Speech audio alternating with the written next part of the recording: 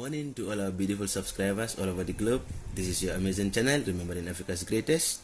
I am your host, Omar Mende. If you are new on this channel, please click the subscription button and click the notification bell so as for you to get all the subsequent content on our channel. The topic for today is coup d'etat. I will give you a genesis of the word coup d'etat. I will also go on to give you the definition of coup d'etat, and I will also go on to give you the causes of coup d'etat, and finally I will give you the solutions or the different ways as to how to prevent coup d'etats from occurring, or ways of minimizing coup d'etats in Africa, precisely West Africa. I'm your host, Omar Mende. You cannot discuss coup d'etat without talking about the French Revolution of 1789. Therefore, I will give you a synopsis of the revolution, and then we will contextualize it about Africa or on Africa. The French Revolution started in the year, or got to its climax in the year 1789, when the then King of France, Louis XVI, was toppled by the French citizens led by Robespierre and other prominent French citizens. Subsequently, the leaders of the revolution became victims of the revolution as Robespierre and some of his colleagues were executed. That gave Napoleon Bonaparte the opportunity to become the Emperor of France. This revolution inspired generations throughout the world. In Europe, it led to a new breed of Republican advocates. They advocated for change. They advocated for the reduction of the power of the monarchy. And Republican states began to exist in Europe. Therefore, the French Revolution is key, and I have given you a synopsis of the French Revolution. Now, I will give you at least two definitions of coup d'etat, then we will get to the causes. Some scholars would define coup d'etat as the unconstitutional means of taking power. Some would define it as the taking of government through the barrel of the gun, which is basically the use of force, which is unconstitutional. We have two definitions now. We will get to the causes of coup d'etats, and I will give you a slightly brief explanation on this, as they are very, very important. Now, the first cause of coup d'etat we will give you, number one, is overstay in power, which is like a norm in Africa. The second point I will give you is seeing the opposition political parties as enemies. Most governments in Africa do not see the opposition political parties as partners in nation building, but as enemies, and subsequently they will clamp down on them. Arbitrary arrests and executions becomes the order of the day, and some are sent on exile. The third one I will give you is corruption. And number four, although all these are linked to corruption, is embezzlement of public funds. And finally, nepotism. Now I'll give you a basic explanation on some of these points. Basically, number one talks about overstay in power. We have many governments in Africa, or many presidents, who would advocate for term limits. But once they get into office, they try to perpetuate themselves in power.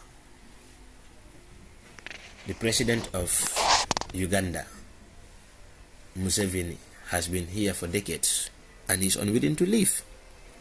He is a typical example. You also had the former president of the Gambia, Yahya Jammeh, who stayed for 22 years. And the worst is, you even have democratically elected presidents who are champions of democracy, who want to stifle, weaken, and even go on to oppress the citizenry just because they want to perpetuate themselves in power. So basically, when constitutional means fail, when you have weak institutions that cannot drive the country towards a democratic change of government, then the military is forced to intervene. And this is one reason why many governments experience coup d'etats in Africa. Therefore, if the two-term is promoted and many governments adhere to that, and once they are unpopular, they resign or step down, we will have very little coup d'etats in Africa. That is one reason. So overstay in power is a very, very, very major reason as to why we have coup d'etats in Africa. The other one is seeing the opposition political parties as enemies. We cannot all have the same ideology or the same concept to run a state. And basically, the opposition political parties are here to put a check on government and to also contribute in their own ways. However, in Africa, opposition political parties are seen as enemies by the state.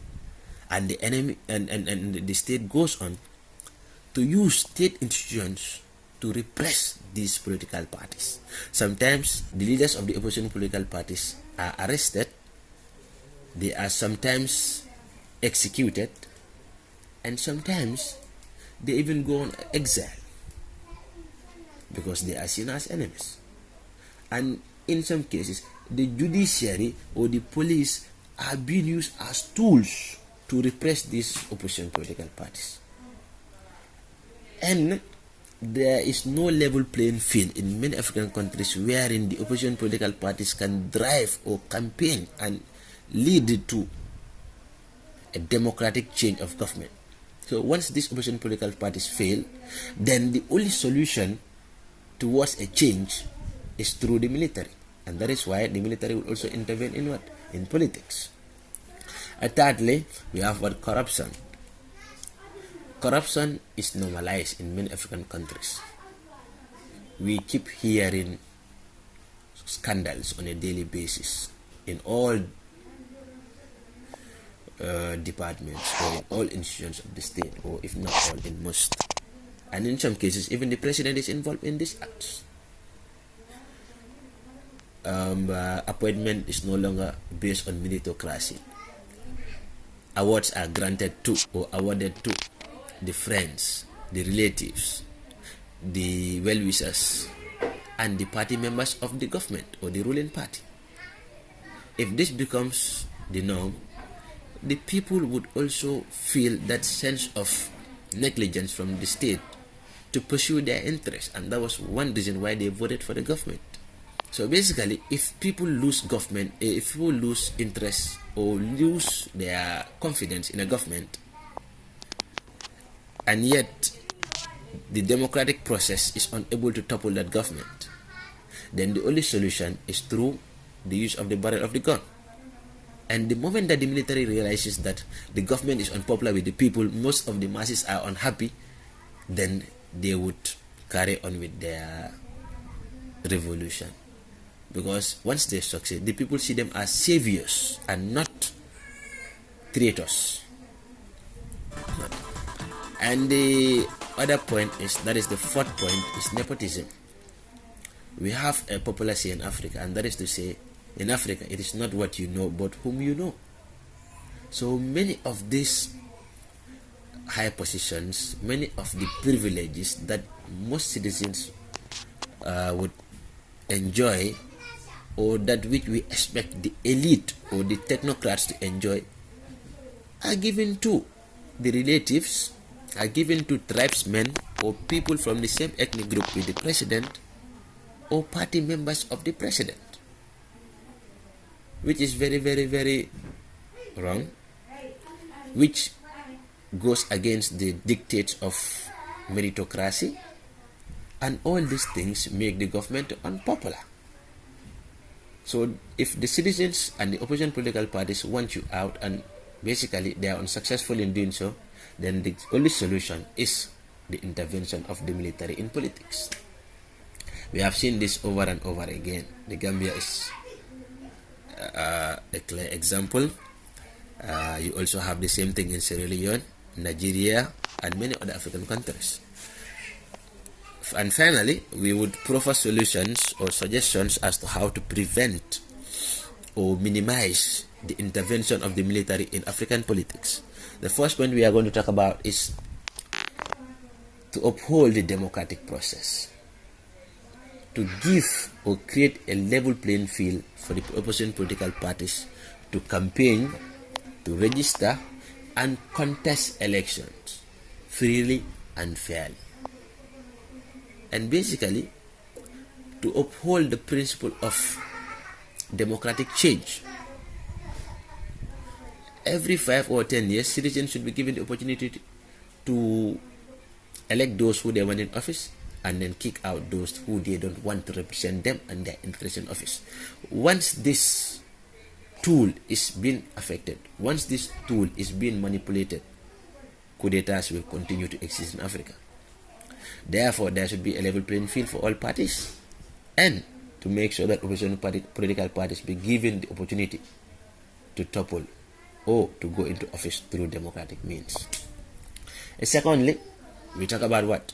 To fight corruption. If we really want to minimize or prevent the military from participating in politics, we should reduce or fight against corruption. What do we do? By enacting laws like the anti-corruption bill, establishing anti-corruption commissions, and then strengthening the political institutions to fight corruption in Africa. And finally, we talk about meritocracy, nepotism, ethno-linguistic differences, party affiliations are tools that presidents use to award contracts to people or give positions to people. But when the concept of meritocracy is instilled in our governments, and positions and privileges are given to people because they deserve these things, because they are experienced, because they are technocrats, because they are fit for the job, I believe beyond any doubt that coup d'etats will be a thing of the past, or coup d'etats will highly be minimized in Africa. In summary, the major causes of coup d'etats in Africa are overstay in power, seeing the opposition political parties as enemies, corruption, nepotism. These are major causes. And the solutions proffered to prevent the military from intervening in politics are upholdment of the democratic process, level playing field for all political parties, fighting corruption, and promoting the concept of meritocracy. I am your host, Omar Mendy. Please, if you are new on this channel, click the subscription bell button and then click the notification bell so as for you to have access to all our subsequent content. Thank you.